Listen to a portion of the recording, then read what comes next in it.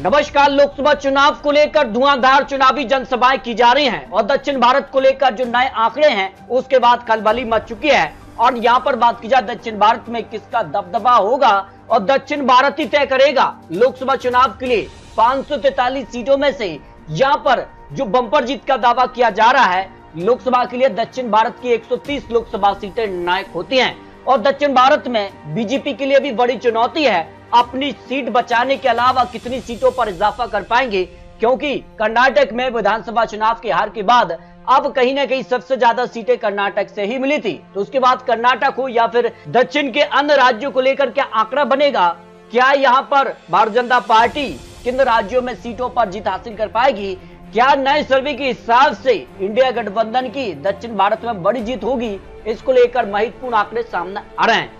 दरअसल भारतीय जनता पार्टी ने तमिलनाडु के लिए नई रणनीति बनाई है। बीजेपी 23 सीटों पर चुनाव लड़ेगी, जबकि उनकी सहयोगी पार्टियों को 16 सीटें यहां पर मिली हैं। तमिलनाडु से 39 सीटें आती हैं और यहां का क्या ओपिनियन पोल बन सकता है। अगर बात की जाए 2019 के लिए तो सबसे ज्यादा सीटें डीएमके को मिली थी और यहां पर डीएमके की बात की जाए तो 24 सीटों पर उनको जीत मिली थी, जबकि कांग्रेस गठबंधन यूपीए को 8 सीटें मिली थी।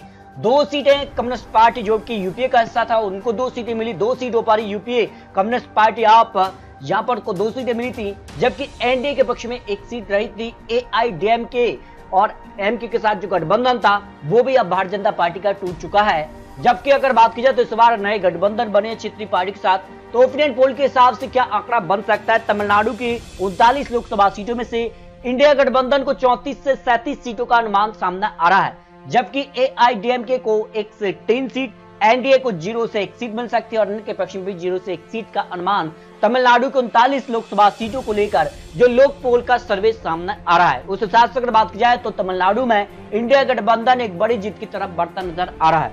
जबकि अगर बात की जाए कर्नाटक में तो एनडीए का सीट समीकरण में बीजेपी 25 सीट और जेडीएस यहां पर 3 सीटों पर चुनाव लड़ने जा रही है। और इस हिसाब से अगर बात की जाए तो किसके खाते में कितनी सीटें जा सकती हैं, आपको बता दें कि कर्नाटक में विधानसभा चुनाव में कांग्रेस ने जीत हासिल की है। क्या उनका फायदा उनको विधानसभा के आधार पर लोकसभा में भी मिलता नजर आएगा। 28 लोकसभा सीटें कर्नाटक से आती हैं और कांग्रेस गठबंधन के लिए यहाँ पर 12 से 14 सीट का अनुमान सामने आ रहा है और भारतीय जनता पार्टी गठबंधन को 10 से 12 सीटें और जेडीएस को 1 से 2 सीट का ही अनुमान सामने आ रहा है। यानी सीधे तौर पर बात की जाए तो कर्नाटक में इस बार लोकसभा चुनाव में कांटे की टक्कर देखने को मिल सकती है। 2019 के मुकाबले या 2024 में कांटे की टक्कर कर्नाटक में देखने को मिल सकती है, जो लोक पोल का सर्वे लेटेस्ट सर्वे के आंकड़े सामने आ रहे हैं। जबकि आंध्र प्रदेश की 25 लोकसभा सीटें आती हैं और यहाँ पर भारतीय जनता पार्टी ने भी गठबंधन किया है। बीजेपी 6 सीटों पर चुनाव लड़ेगी, जबकि टीडीपी 17 सीट और जनसेना 2 सीटों पर चुनाव लड़ेगी। उसका कितना फायदा उनको मिल सकता है। इसके अलावा विधानसभा चुनाव भी इसी साल होने हैं, उसके लेकर भी जो विधानसभा का सीट फॉर्मूला है वो भी सामने आ चुका है। यहाँ पर टीडीपी सबसे ज्यादा 144 सीटों पर चुनाव लड़ने जा रही है, भारतीय जनता पार्टी 10 सीटों पर, जनसेना पार्टी 21 सीटों पर चुनाव लड़ने जा रही है। तो कितना फर्क पड़ेगा। आंध्र प्रदेश की अगर बात की जाए 2019 में तो 22 सीटों पर वाईएसआर कांग्रेस पार्टी को जीत मिली थी और 3 सीटों पर ही तेलुगु देशम पार्टी को जीत मिली थी और यहाँ पर जनसेना पार्टी को 0 सीट रही थी। इस बार भारतीय जनता पार्टी का तेलुगु देशम पार्टी और जनसेना पार्टी से गठबंधन हुआ है, तो कितना फायदा उनको मिल सकता है। लोकसभा चुनाव लोक पोल सर्वे के हिसाब से एनडीए को फायदा मिल रहा है, यहाँ पर 13 से 15 सीट का फायदा मिल सकता है। वाईएसआर कांग्रेस पार्टी को 10 से 11 सीट और इंडिया गठबंधन को 0 से 1 सीट का अनुमान हो सकता है। यानी सीधे तौर पर आंध्र प्रदेश में भारतीय जनता पार्टी को फायदा मिल रहा है। जो गठबंधन उन्होंने टीडीपी जनसेना पार्टी से किया है उसका फायदा उनको लोकसभा चुनाव में मिल सकता है।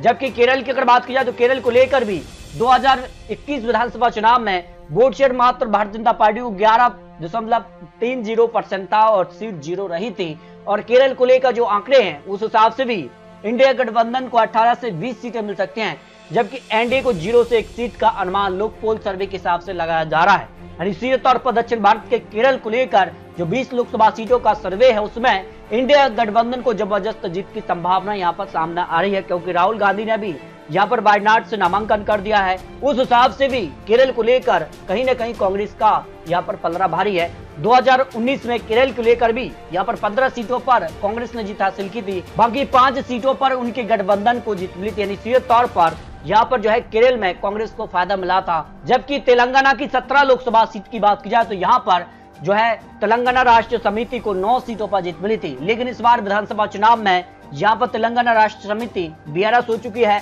और उसको बड़ा झटका रहा और कांग्रेस ने यहाँ विधानसभा चुनाव में सरकार बना ली।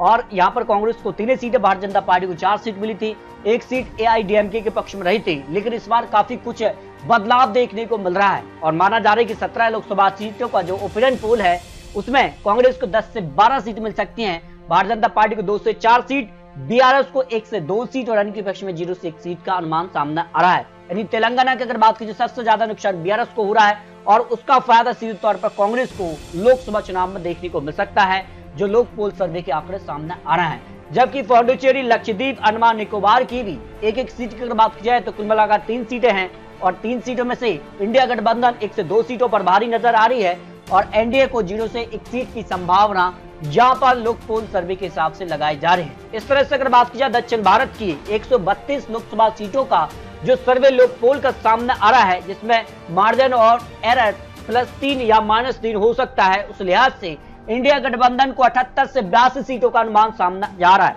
जबकि एनडीए को 28 से 34 सीटों का अनुमान सामने आ रहा है। आपको बता दें कि 2019 में एनडीए को यहां पर जो है केवल 29 सीटें मिली थी, लेकिन उसके मुकाबले भारतीय जनता पार्टी को यहां पर करीब 5 सीट का फायदा मिलता नजर आ रहा है।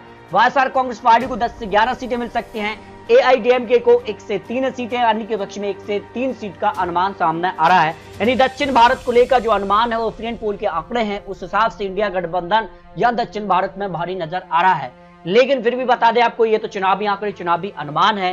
पहले फेज की वोटिंग होने जा रही है और पहले फेज को लेकर जनता ने अपना मन बना लिया है, वो किस तरफ जाएंगे, क्या एनडीए गठबंधन की तरफ से एनडीए गठबंधन की तरफ है। पहले फेज की 102 लोकसभा सीटों को लेकर भी बहुत जल्द आपको महत्वपूर्ण विश्लेषण दिखाने जा रहे हैं। तो आपको क्या लगता है, तेलंगाना, कर्नाटक, तमिलनाडु, केरल की 20 लोकसभा सीट, आंध्र प्रदेश की 25 लोकसभा सीटों पर किसका पलड़ा भारी हो सकता है, इसको लेकर अपने रख सकते हैं। तो दोस्तों मिलते हैं और लेटेस्ट और महत्वपूर्ण विश्लेषण के साथ, तब तक जय हिंद, जय भारत।